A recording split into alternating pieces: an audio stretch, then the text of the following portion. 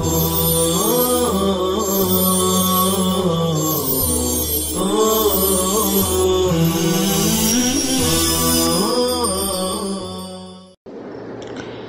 الله الرحمن الرحيم.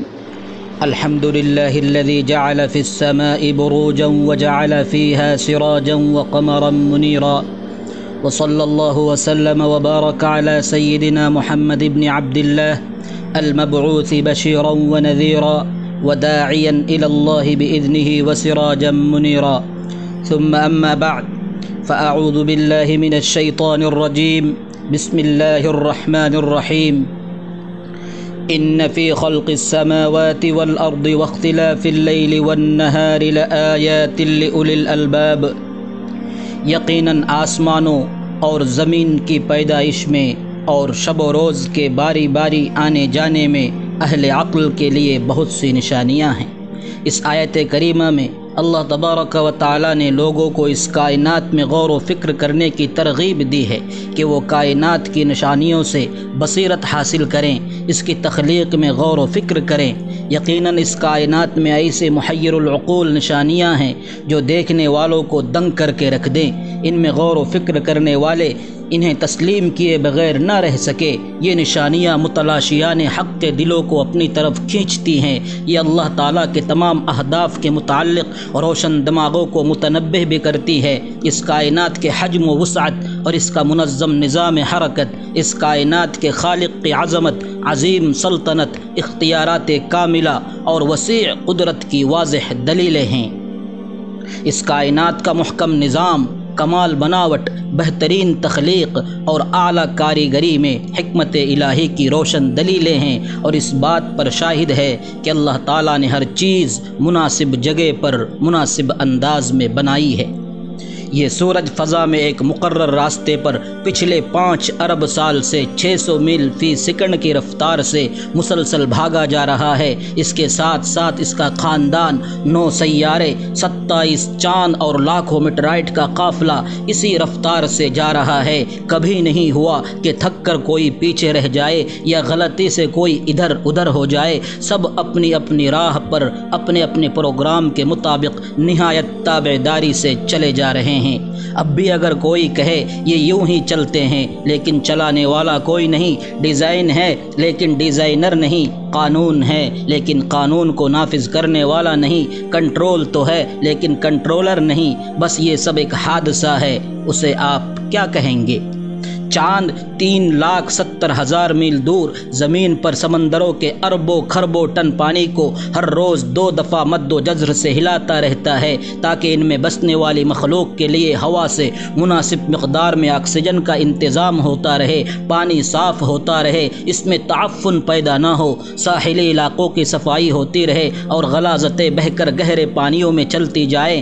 یہی نہیں بلکہ سمندروں کا پانی ایک خاص مقدار میں کھارا ہے۔ پچھلے 3 ارب سالوں سے نہ زیادہ نمکین نہ کم بلکہ ایک مناسب توازن برقرار رکھے ہوئے ہیں تاکہ اس میں چھوٹے بڑے سب آبی جانور آسانی سے تیر سکیں اور مرنے کے بعد ان کی لاشوں سے بو نہ پھیلیں۔ انہی میں کھارے اور میٹھے پانی کی نہریں بھی ساتھ ساتھ بہتی ہے۔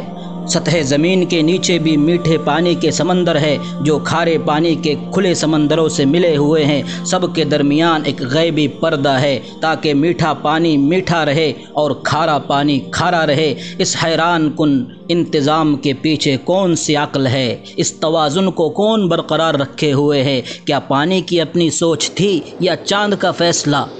1450 سال پہلے جب جدید سائنس کا کوئی وجود نہیں تھا، عرب کے صحرا زدہ ملک میں جہاں کوئی اسکول اور کالج کا تصور نہیں تھا، ایک شخص اٹھ کر سورج اور چاند کے بارے میں کہتا ہے کہ یہ سب ایک حساب کے پابند ہے۔ والشمس والقمر بحسبان، سمندروں کی گہرائیوں کے متعلق بتاتا ہے کہ بینہما برزخ لا یبغیان، ان کے درمیان برزخ بیریئر ہے، ایک رکاوٹ اور پردہ حائل ہے جو قابو میں رکھے ہوئے ہیں۔ جب ستاروں کو اپنی جگہ لٹکے ہوئے چراغ کہا جاتا تھا تو قرآن نے کہا وَكُلٌّ فِي فَلَكٍ يَسْبَحُونَ، یعنی یہ سب کے سب اپنے مدار پر تیر رہے ہیں۔ جب سورج کو ساکن تصور کیا جاتا تھا تو وہ کہتا ہے وَالشَّمْسُ تَجْرِي لِمُسْتَقَرٍّ لَهَا ذَلِكَ تَقْدِيرُ الْعَزِيزِ الْعَلِيمِ، یعنی سورج اپنے لیے مقرر شدہ راستے پر کسی انجانی منزل کی طرف ہمیشہ سے چلا آ رہا ہے۔ جب کائنات کو ایک جامد آسمان چھت کہا جاتا تھا تو اس نے اعلان کیا یہ پھیل رہی ہے۔ وَإِنَّا لَمُوسِعُونَ، وہ نباتات اور حیوانی زندگی کے بارے میں بتاتا ہے کہ ان سب کی بنیاد پانی ہے۔ وَجَعَلْنَا مِنَ الْمَاءِ كُلَّ شَيْءٍ حَيٍّ أَفَلَا يُؤْمِنُونَ۔ البرٹ آئنسٹائن اپنی دریافت قوانین قدرت اٹل ہے پر جدید سائنس کا بانی کہلاتا ہے، لیکن قرآن نے بہت پہلے بتا دیا ما تری فی خلق الرحمن من تفاوت، تم رحمان کی تخلیق میں کسی جگہ کوئی فرق اور تفاوت نہیں پاؤ گے۔ جدید سائنس کی ان قابل فخر دریافتوں پر 1450 سال پہلے پردہ اٹھانے والا کس یونیورسٹی سے پڑھا ہوا تھا، کس لیبارٹری میں کام کرتا تھا؟ نومولود بچے کو کون سمجھاتا ہے کہ بھوک کے وقت رو کر ماں کی توجہ اپنی طرف مبذول کرائے؟ ماں کو کون حوصلہ دیتا ہے کہ ہر خطرے کے سامنے سینہ سپر ہو کر بچے کو بچائے؟ ایک معمولی سی چڑیا شاہین سے مقابلے پر اتر آتی ہے، یہ حوصلہ اسے کس نے دیا؟ مرغی کے بچے انڈے سے نکلتے ہی چلنے لگتے ہیں، حیوانات کے بچے بغیر سکھائے ماؤں کی طرف دودھ کے لیے لپکتے ہیں، انہیں یہ سب کچھ کس نے سکھایا؟ جانوروں کے دلوں میں کون محبت ڈال دیتا ہے کہ اپنی چونچوں میں خوراک لا لا کر اپنے بچوں کے منہوں میں ڈالے؟ یہ آداب زندگی انہوں نے کہاں سے سیکھا؟ شہد کی مکھیاں دور دراز باغوں میں ایک ایک پھول سے رس چوس چوس کر انتہائی ایمانداری سے لا کر چھتے میں جمع کرتی جاتی ہیں۔ ان میں سے ایک ماہر سائنسداں کی طرح جانتی ہے کہ کچھ پھول زہریلے ہیں، ان کے پاس نہیں جاتی۔ ایک قابل انجینئر کی طرح شہد اور موم کو علیحدہ علیحدہ کرنے کا فن بھی جانتی ہے۔ جب گرمی ہوتی ہے تو شہد کو پگھل کر بہہ جانے سے بچانے کے لیے اپنے پروں کی حرکت سے پنکھا چلا کر ٹھنڈا بھی کرتی ہے۔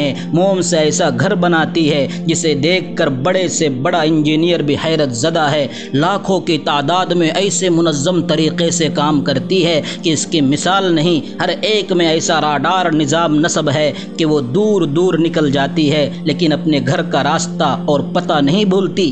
انہیں زندگی کے یہ طریقے کس نے سکھائے؟ انہیں یہ عقل کس نے دی؟ مکڑا اپنے لعاب سے شکار پکڑنے کے لیے ایسا جال بناتا ہے کہ جدید ٹیکسٹائل انجینئرز بھی اس بناوٹ کا ایسا نفیس دھاگا بنانے سے عاجز و قاصر ہے۔ گھریلو چیونٹیاں گرمیوں میں موسم سردی کے لیے خوراک جمع کرتی ہیں، اپنے بچوں کے لیے گھر بناتی ہیں، ایک ایسی تنظیم سے رہتی ہیں جہاں مینجمنٹ کے تمام اصول حیران کن حد تک کار فرما ہے۔ ٹھنڈے پانیوں میں رہنے والی مچھلیاں اپنے انڈے اپنے وطن سے ہزاروں میل دور گرم پانیوں میں دیتی ہیں، لیکن ان سے نکلنے والے بچے جوان ہو کر ماں کے وطن اور ماں کے پاس خود بخود پہنچ جاتے ہیں۔ نباتات کی زندگی کا سائیکل بھی کم حیران کن نہیں۔ جراثیم اور بیکٹیریا کیسے کروڑوں سالوں سے اپنی بقا کو قائم رکھے ہوئے ہیں۔ زندگی کے یہ گر انہیں کس نے سکھایا؟ سوشل مینجمنٹ کے یہ اصول انہوں نے کہاں سے سیکھا؟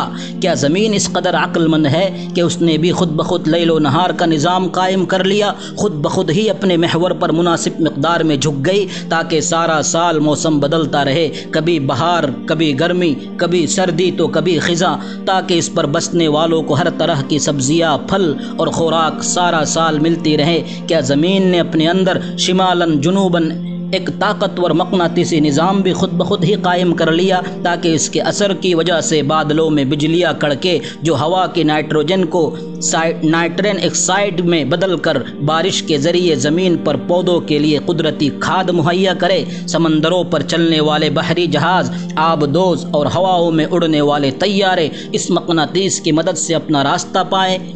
آسمانوں سے آنے والی مہلک شعاعیں اس مقناطیسیت سے ٹکرا کر واپس پلٹ جائیں تاکہ زمینی مخلوق ان کے مہلک اثرات سے محفوظ رہے اور زندگی جاری رہے۔ کیا زمین، سورج، ہواؤں، پہاڑوں اور میدانوں نے مل کر سمندر کے ساتھ سمجھوتا کر رکھا ہے تاکہ سورج کی گرمی سے آبی بخارات اٹھیں، ہوائیں اربوں ٹن پانی کو اپنے دوش پر اٹھا کر پہاڑوں اور میدانوں تک لائیں، ستاروں سے آنے والے ریڈیائی ذرے بادلوں میں موجود پانی کو اکٹھا کر کے قطروں کی شکل دے، پھر یہ پانی میٹھا بن کر خشک میدانوں کو سیراب کرنے کے لیے برسے۔ جب سردیوں میں پانی کی کم ضرورت ہوتی ہے تو یہ پہاڑوں پر برف کے ذخیرے کی صورت میں جمع ہو جاتا ہے، گرمیوں میں جب زیادہ پانی کی ضرورت ہوتی ہے تو یہ پگھل کر ندی، نالوں اور دریاؤں کی صورت میں میدانوں کو سیراب کرتے ہوئے واپس سمندر تک پہنچ جاتا ہے۔ ایک ایسا شاندار متوازن نظام جو سب کو سیراب کرتا ہے اور کچھ بھی ضائع نہیں ہوتا۔ کیا یہ بھی ستاروں، ہوا اور زمین کی اپنی باہمی سوچ تھی؟ ہمارے پینسریس لبلبے خون میں شوگر کی ایک خاص مقدار کو بڑھنے نہیں دیتے۔ دل کا پمپ ہر منٹ 70-80 دفعہ منظم باقاعدہ حرکت سے خون پمپ کرتا رہتا ہے۔ ایک 75 سالہ دل زندگی میں بلا مرمت تقریباً 3 ارب بار دھڑکتا ہے۔ ہمارے گردے صفائی کے بے مثل اور عجیب فیکٹری ہے جو جانتی ہے کہ خون میں جسم کے لیے جو مفید ہے وہ رکھ لینا ہے اور جو فضلات ہے ان کو باہر پھینک دینا ہے۔ معدہ حیران کن کیمیکل کمپلیکس ہے جو خوراک سے زندگی بخش اجزاء مثلاً پروٹین، کاربوہائیڈریٹ وغیرہ کو علیحدہ کر کے خون کے حوالے کر دیتا ہے اور فضلات کو باہر نکال دیتا ہے۔ انسانی جسم میں انجینئرنگ کے یہ شاہکار، سائنس کے یہ بے مثال نمونے، چھوٹے سے پیٹ میں یہ لاجواب فیکٹریاں، یہ سب کچھ یوں ہی بن گئے تھے۔ دماغ کو کس نے بنایا؟ مضبوط ہڈیوں کے خول میں بند، پانی میں یہ تیرتا ہوا عقل کا خزانہ، معلومات کا اسٹور، احکامات کا سینٹر، انسان اور اس کے ماحول کے درمیان رابطے کا ذریعہ، ایک ایسا کمپیوٹر کہ انسان اس کی بناوٹ اور ڈیزائن کو ابھی تک سمجھ نہیں پایا۔ لاکھ کوششوں کے باوجود انسانی ہاتھ اور ذہن کا بنایا ہوا کوئی سپر کمپیوٹر بھی اس کے عشر عشیر تک نہیں پہنچ سکا۔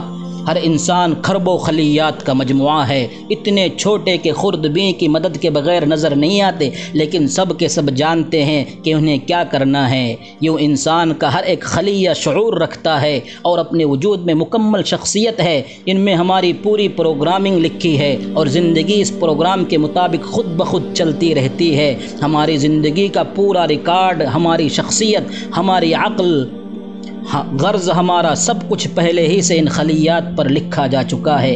یہ کس کی پروگرامنگ ہے؟ حیوانات ہوں یا نباتات، ان کے بیج کے اندر ان کا پورا نقشہ بند ہے۔ یہ کس کی نقشہ بندی ہے؟